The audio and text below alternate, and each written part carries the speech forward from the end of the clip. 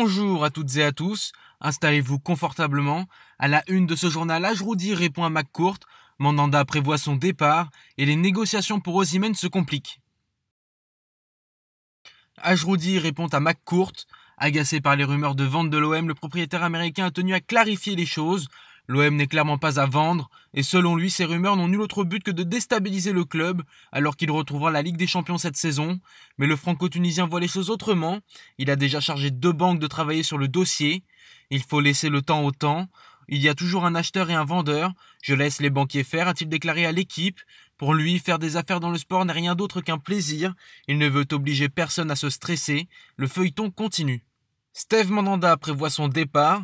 À 35 ans, le gardien de l'OM se voit déjà finir sa carrière sur la canebière, lui qui a connu les bons comme les mauvais moments chez les Olympiens, et il voudrait bien prolonger son contrat d'1 an alors que son bail expire l'été prochain. Ce n'est pas un secret que de dire que oui, j'aimerais rester et finir ici. Maintenant, on va voir comment ça va se passer, comment ça va évoluer. Il n'y a pas de pression, s'est-il exprimé pour le journal Le Phocéen. Néanmoins, le portier champion du monde pourrait mettre un terme à son aventure plus vite que prévu. Les anciens m'ont toujours dit que tant que je pouvais jouer, il fallait jouer, tirer jusqu'à ce qu'on pouvait. Après, c'est sûr que si demain je vois que je ne suis pas à la hauteur, de moi-même je partirai, c'est sûr. À voir maintenant comment ça se passera pour lui. Le PSG sur une bonne affaire. Timothy Bakayoko n'a pas été conservé par l'AS Monaco, auteur d'une assez bonne saison pour son retour en Ligue 1. L'international français ne devrait pas faire long feu en Angleterre. Frank Lampard ne voit pas comment inclure le milieu défensif dans son 11. Après 2 prêts consécutifs à Milan et Monaco, il pourrait bien plier définitivement bagage cet été. Et Chelsea pourrait même le brader. Acheter 40 millions d'euros, le prix du joueur a dégringolé. Le club londonien serait prêt à une ristourne entre 5 et 10 millions. Cela voudrait donc dire que le transfert du milieu pourrait se boucler autour de 20 ou 25 millions d'euros, voire même moins avec l'insertion d'un ou plusieurs joueurs dans l'opération. Ce qui intéresse Leonardo, désireux de renforcer son entrejeu pour la saison prochaine. Reste à savoir s'il passera à l'action. Ruffier privé d'accès au centre d'entraînement. Ce mercredi, les Verts affrontaient Charleroi pour leur 2e match de préparation.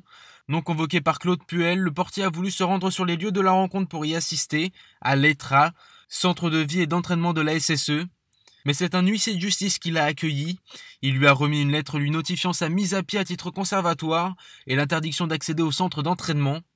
Il s'agit de la même lettre qu'une salariée du club lui avait déjà remise lundi, sans que le gardien international français ne la signe. L'histoire touche à sa fin entre Ruffier et Saint-Étienne. Et on termine ce journal avec Naples qui évoque des négociations compliquées pour Osimhen.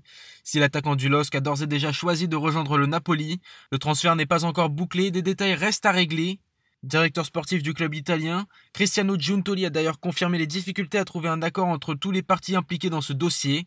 C'est une négociation complexe, il a changé d'agent, c'est compliqué, a-t-il déclaré ce mercredi au micro de DAZN. Même si le prix est déjà bien établi entre les deux clubs, un transfert à hauteur de 81 millions d'euros, Naples n'est pas au bout de ses peines. Cristiano Giuntoli a fait savoir que le Napoli travaillait sur plusieurs fronts et pas seulement sur le dossier Osimhen. Nous étudions beaucoup de profils, Naples est un club important et nous observons différentes solutions, de quoi faire annuler le transfert. C'est tout pour aujourd'hui, je vous donne rendez-vous demain pour votre nouveau journal. À bientôt sur Foot 01.